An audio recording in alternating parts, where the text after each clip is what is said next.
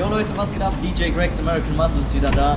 Heute ist es soweit, heute geht es nach Monaco. Ich habe eine Umfrage gestellt auf Instagram, ob ihr gerne ein Roadtrip-Vlog hättet für Monaco. Und genau das machen wir heute. Ich nehme euch mit nach Monaco, zeige euch ein bisschen die Autoszene, zeige euch ein bisschen das Meer, zeige euch ein bisschen einfach so den Ablauf, wie es in Monaco so schön aussieht. Und ja, wir sind an der Tankstelle, tanken einmal voll. Und während ich den Wagen jetzt einmal voll tank, möchte ich euch einfach nur nochmal sagen, worauf ihr achten solltet, bevor ihr in den Urlaub fahrt. Aber machen wir erstmal die Betankung und während es läuft, machen wir einfach den Rest dazu.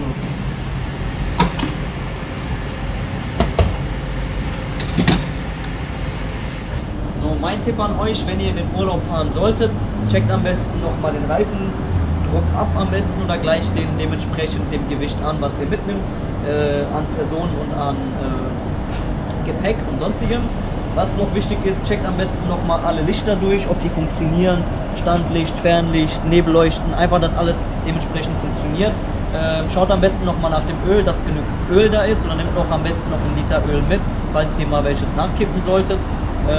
Kühlmittel und Kühlflüssigkeit solltet ihr auf jeden Fall auch noch nachprüfen und definitiv auch die Reifen, dass ihr genug Profil habt und am besten auch die Bremsen.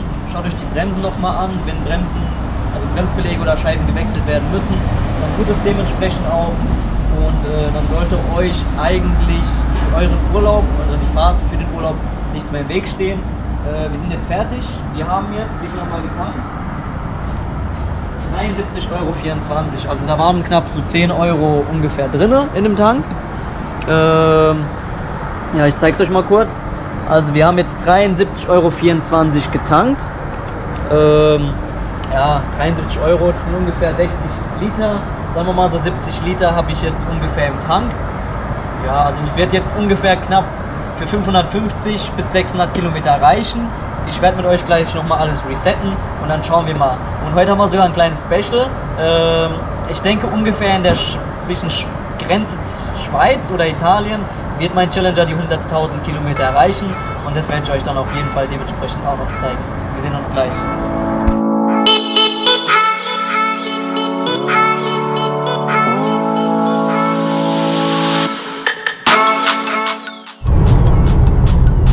So Leute, es ist soweit.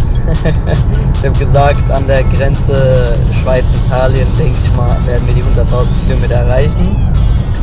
Wir sind jetzt momentan im Gotthardtunnel, wie man so schön sehen kann. Der geht knapp 16 Kilometer jetzt erstmal. Und ja, hier sind sie. 100.006 Kilometer. Normalerweise fangen ja jetzt die Probleme an mit Verschleißteilen, sage ich jetzt mal, zu tauschen, aber nein, alles gut. Wer sich für den Durchschnittsverbrauch interessiert, wir liegen momentan bei 11,2 Litern.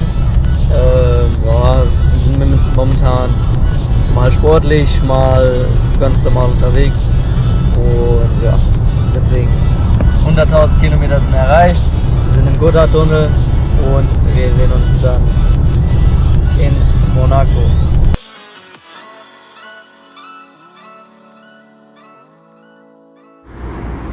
So, nach der langen Fahrt sind wir jetzt endlich angekommen. Wir sind in Monaco und ja, also, wenn ihr hierher fahrt, egal wo ihr lang fahrt, oben an den Bergen, ihr habt einfach die brutalste Aussicht und die schönste Aussicht, die ich je gesehen habe, aufs Meer runter und auf die Küste. Und ja, wir sind jetzt angekommen und das erste, was ich euch zeigen will, kommt einfach gerade mit am besten. Schaut euch einfach diese wunderbare Aussicht an. Also wirklich, ich bin sprachlos, Leute. Ich bin sprachlos. Schaut selbst.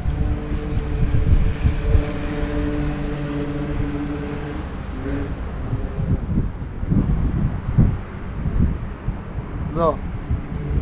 Also, wir sind da. Dieser Trip wird 3 Parts beinhalten. Der erste wäre einmal der Monaco Roadtrip Vlog, wo ich euch mitnehme in die Stadt und euch die Stadt zeige und euch Hotspots zeige und alles andere. Der zweite Part wird Supercars in Monaco sein. Und als drittes habe ich mir natürlich vorgenommen, nach Nizza zu fahren, um mir Nizza anzuschauen. Wurde mir natürlich geraten, das mache ich natürlich auch. Und der dritte Part wird dann ein Trip nach Nizza sein und wo ich euch auch Hotspots und schöne Orte in Nizza zeige, was ihr euch angucken könnt. Ich zeige euch da die Hotspots, wo ihr Bilder machen könnt, die Aussicht genießen könnt. Und ja, lasst euch einfach überraschen und ja, wir gehen jetzt ins Auto und ich nehme euch mit in die Stadt heute Abend und zeige euch, was hier so abgeht.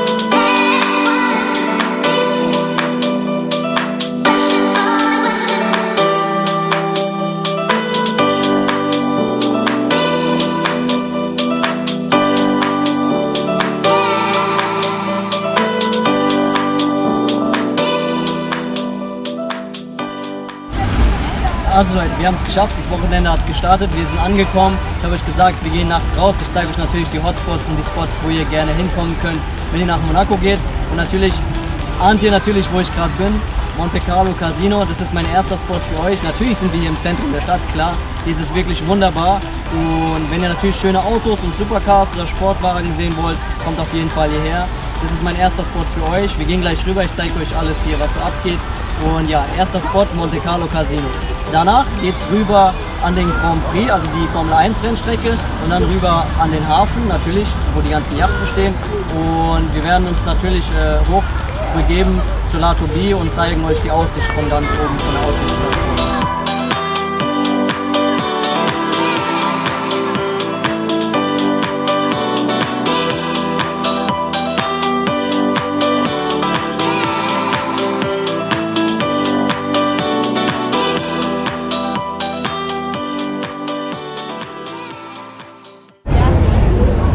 Wie ihr sehen könnt, hinter mir ist ein Aventador, die Roadster-Version. Also, wenn ihr wirklich Supercars sehen wollt oder Sportwagen sehen wollt, neben Hotel de Paris ist noch ein anderes Hotel. Also wie gesagt, die Plaza oder der Marktplatz hier, wo sich der ganze Autokreis trifft und wo ihr natürlich auch zu bewundern kommt. Und aber gerade mit, ich zeige euch nicht nur den Aventador, ich zeige euch gerade noch den Huracan und sogar einen Bugatti, wie ich gerade sehe, kommt aber gerade mit, ich zeige euch, überspringen wir mal den Huracan. Oder ja, warte mal, komm mal mit zum Huracan, dann mache ich mit zum Huracan dementsprechend.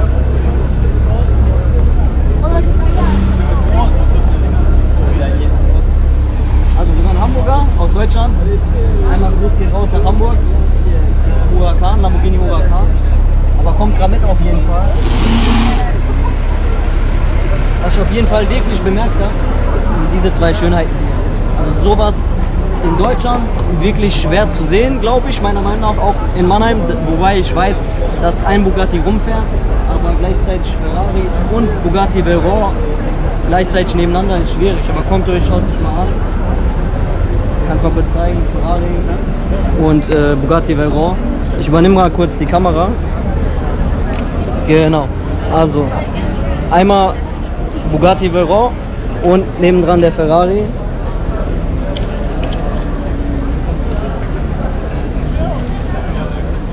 Und wobei wir auch ziemlich geile Lamborghinis nebeneinander haben.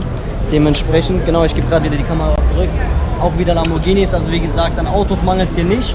Und wenn ihr natürlich Supercars oder Sportwagen sehen wollt, auf jeden Fall hier Monte Carlo Casino, Hotel de Paris, da wo die Hotels sind, werdet ihr auf jeden Fall fündig werden. Der zweite Spot, den ihr auf jeden Fall in Monaco besuchen solltet, ist einmal den Hafen, wie ihr hinter mir sehen könnt. Ja, der Hafen ist die Anlegestelle für die ganzen Yachten und Boote, die dann auch über Nacht hier bleiben, und dann kommen die Leute hier in die Stadt und gehen dann entweder shoppen oder ins Casino oder ins Hotel was essen oder allgemein was machen. Deswegen, ihr habt hier sehr, sehr schöne Aussichten und könnt hier sehr, sehr coole Bilder machen. Deswegen mein zweiter Spot für euch ist auf jeden Fall der Hafen von Monaco. Kommt hierher, schaut es euch an. Ich nehme euch gleich mit auf den Weg runter und wir sehen uns dann gleich unten am Hafen und zeige ich euch ein paar Yachten.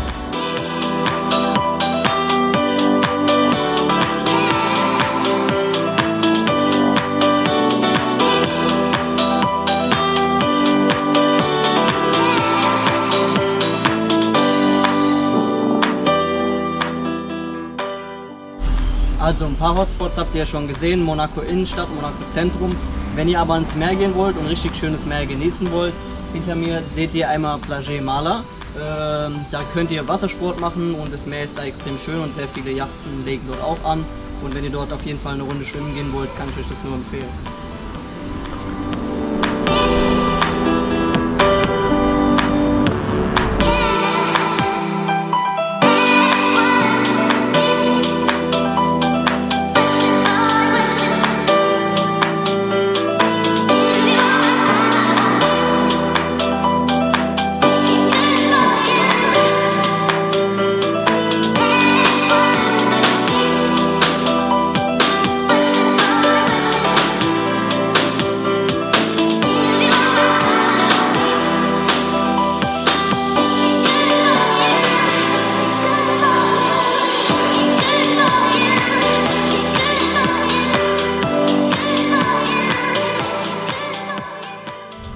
So Leute, das war ein kleiner Einblick von der kleinen Bootstour, aber jetzt geht es zum eigentlichen Thema. Ich gehe eine Runde Jetski fahren und nehme euch auf jeden Fall eine Runde mit und ja, lasst euch überraschen. Auf jeden Fall, ihr seht schon mal, was hier rumsteht und ein Vanquish S ist auch da, Rolls Royce ist auch da. Aber wir gehen jetzt erstmal Jetski fahren.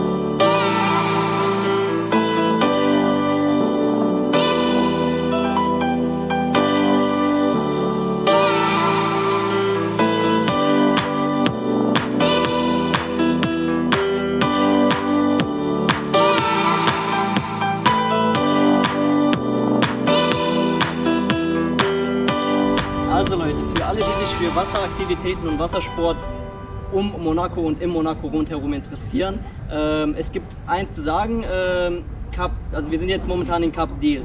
So, mir wurde gesagt von den Veranstaltern hier, dass es sehr schwer ist, hier Jetski und solche Sachen zu betreiben, weil es gibt wirklich nicht viele Stellen. Wenn ihr jetzt auf Google mal zum Beispiel schaut, werdet ihr nicht viele Stellen finden, wo ihr Jetski und sonstige Sachen fahren könnt.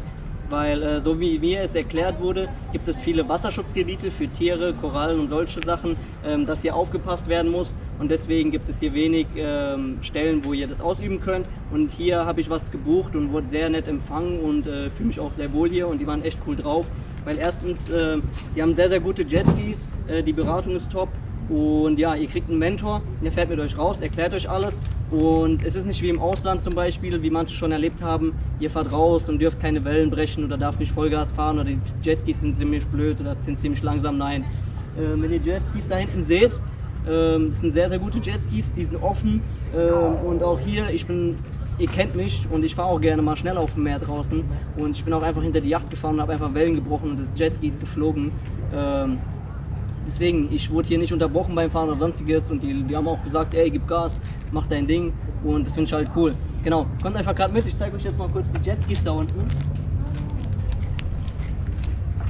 Und wie ihr es sehen könnt, das sind Yamaha Wave Runner und ja, ich blende euch gleich ein kleines Bild davon ein und werde euch gleich nochmal die Seite einblenden, wo ihr die Jetski-Stelle hier finden könnt. Und deswegen mache ich auch gerne einen Shoutout, weil ich hier sehr nett empfangen wurde und die Leute ziemlich cool sind. Und ja, deswegen blende ich die Webseite ein, da könnt ihr es finden. Und wenn ihr hier rund um Monaco Jetski fahren wollt oder Wassersportaktivitäten machen wollt, kommt auf jeden Fall hier vorbei. Meine Empfehlung habt ihr. Also für alle Autoliebhaber und Autofans, wenn ihr geile Autosounds hören möchtet oder euch allgemein auch für ein bisschen Rallye interessiert, wir befinden uns gerade momentan auf der Grand Prix Strecke, also eher gesagt den beliebtesten Tunnel Monacos, wo du auf jeden Fall die geilsten Sounds hörst und die geilsten Autos siehst, weil jeder fährt einfach mal hier durch und lässt einfach mal kurz knallen oder machen. Wie wir zum Beispiel einen Rolls Royce sehen, oder wie wir hier vorne schon sehen, da geht es natürlich ab.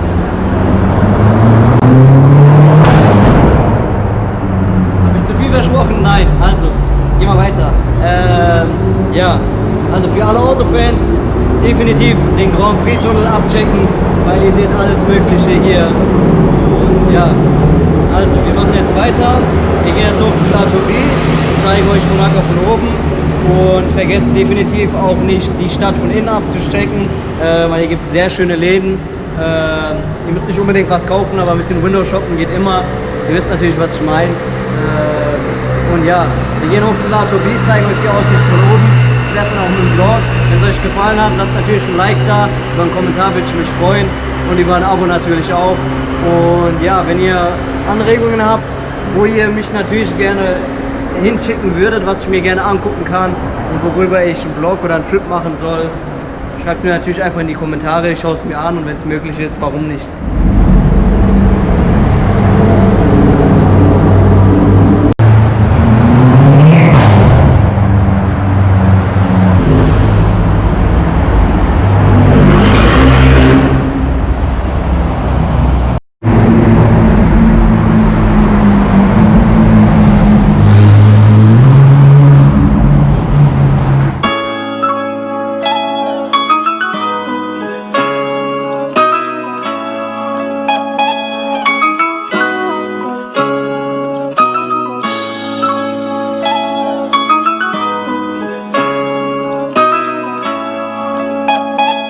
Leute, wir sind am letzten Spot und am letzten Aussichtspunkt der Tour von Monaco angekommen. Definitiver Ort, den ihr euch anschauen müsst, wäre einmal ein Ort außerhalb Monacos. Der Ort heißt Lato B, der ist außerhalb von Monaco und die Aussichtsplattform, an der wir uns jetzt befinden, heißt TT des Chiens. Das blende ich euch jetzt hier unten ein, weil hier habt ihr die beste Aussicht, um Bilder zu machen und die Aussicht zu genießen. Und ja, ich brauche eigentlich dazu nichts mehr sagen, kommt gerade mit vor, schaut euch die Aussicht an. Den Ort kann ich euch definitiv nur empfehlen. Schaut es euch einfach nur an.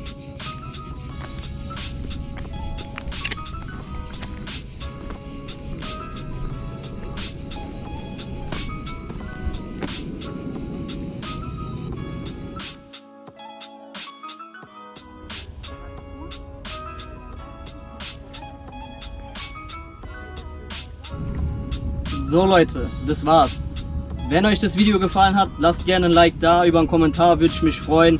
Über ein Abo definitiv natürlich auch, dann war die ganze Arbeit nicht umsonst. Und als kleine Anregung, wenn ihr Orte auf der Welt kennt oder sagt, ey DJ Gregs, Marius, American Muscle, geh dahin, schau dir den Ort an, zeig uns, was du dort siehst. Schreibt es auf jeden Fall in die Kommentare, schau es mir an und wenn es machbar ist, dann gehe ich dorthin und wir sehen uns im nächsten Video.